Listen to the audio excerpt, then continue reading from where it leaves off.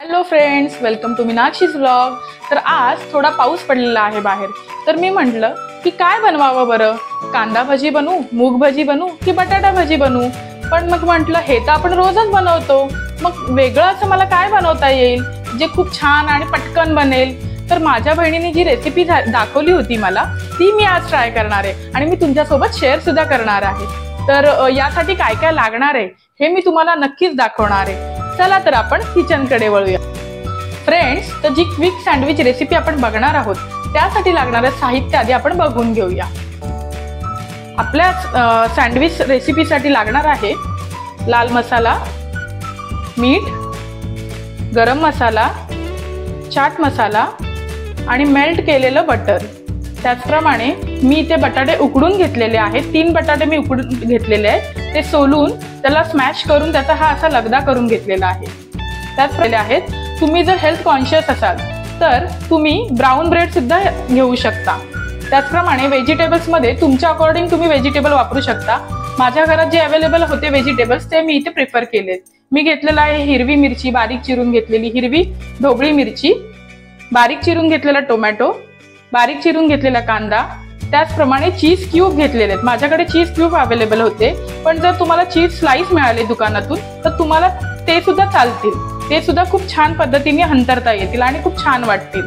आणि आता आपण कृतीकडे जाऊया। आता लगदा घेतलेला आहे ना, तो आपण एका भांड्यात काढून घेऊया।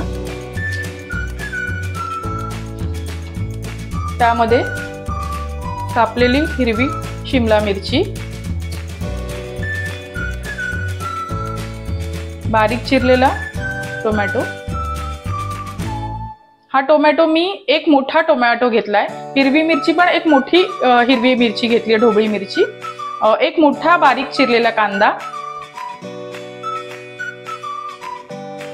त्याचप्रमाणे चवीनुसार आपलं लाल तिखट, जर कोणाला बारीक मिरची हवी असेल कापून तर ती सुद्धा आपण घालू शकतो, गरम मसाला चवीनुसार, मी सगळं 2 चमचे घेतलेला आहे, चाट मसाला 1 टेबलस्पून, मीठ 1 टेबलस्पून। आमच्याकडे मीठ थोडं कमी खाल्लं जातं, तुम्ही चवीप्रमाणे मीठ घेऊ शकता फ्रेंड्स। तर हे सगळं एकत्र मिक्स करून घ्यायचं आहे आपल्याला।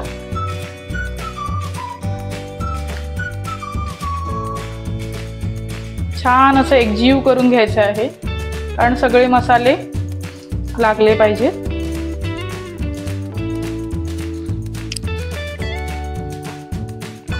असा हा लगदा एकत्र करून घ्यायचा आहे।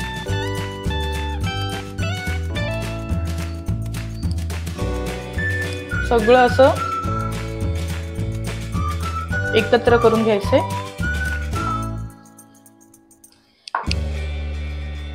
एक स्लाइस ब्रेडचा घ्यायचा आहे आणि हा जो मसाला आपण रेडी केलेला आहे बटाट्यांचा, तो असा आपण त्यावर छान असा पसरून घ्यायचा आहे, जेणेकरून तो सगळीकडे इव्हनली स्प्रेड होईल। तर मग चीज स्लाइस घेऊन, चीज स्लाइस असेल तर चीज स्लाइस ठेवा तुम्ही याच्यावर, अदरवाईज जर क्यूब असतील तर माझ्यासारखं तुम्ही क्यूब किसून सुद्धा घालू शकता यावर।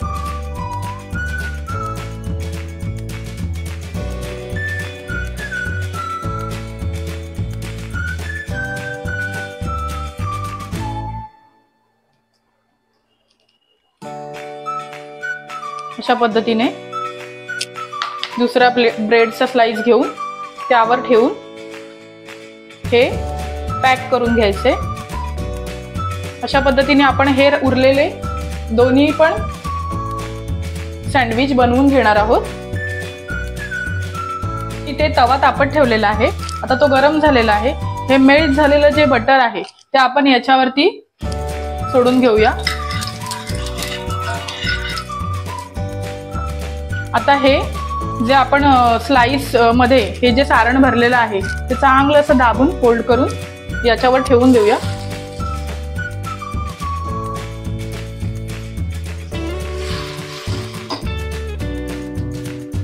आणि आजूबाजूनी त्याला बटर सोडूया।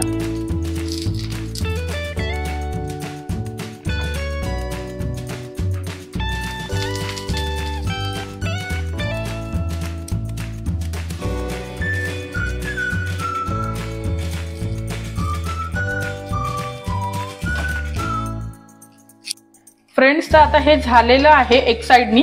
आपण हे पलटी मारून घेऊया. दुसरं सुद्धा पलटी मारून घेऊया.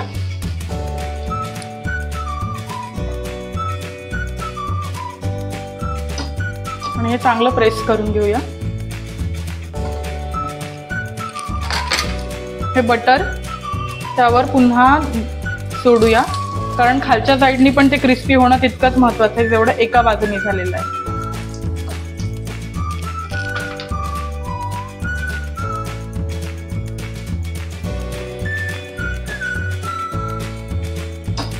चांगलं दाबून घ्यायचंय ते.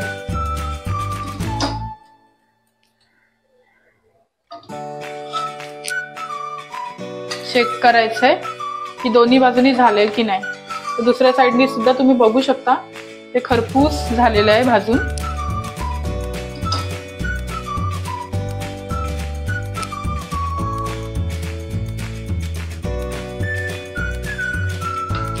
आता हे झालेलं आहे. दोन्ही साईडने आपण क्रिस्पी असं भाजून घेतलेलं आहे. तर आपण हे काढून घेऊया.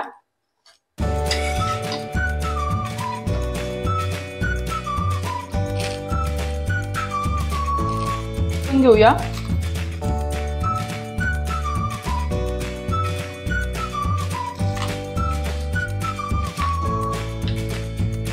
छानपैकी असं.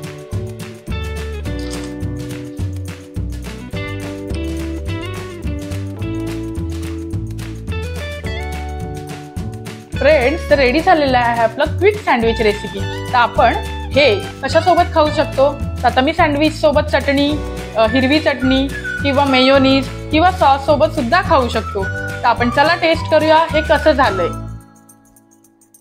तर याच्यामध्ये तुम्ही बघू शकता आतमध्ये चीज मेल्ट झालेलं आहे. एक बाईट खाऊन बघते मी.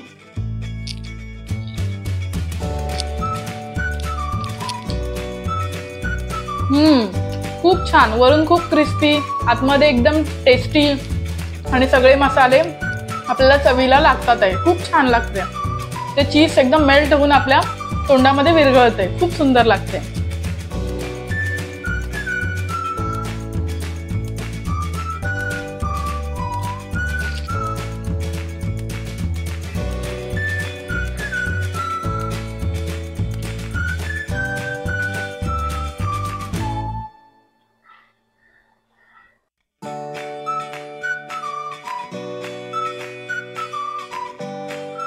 फ्रेंड्स, तर तुम्ही बघितलं ना किती क्विक सँडविच रेसिपी, किती इझी आणि किती पटकन झाली. तर असं आपण काय काय बनवू शकतो हे जर तुम्ही सुद्धा घरी रेसिपी ट्राय करत असाल, खूप छान छान पदार्थ बनवत असाल, तर मला सुद्धा कमेंट्समध्ये सांगा.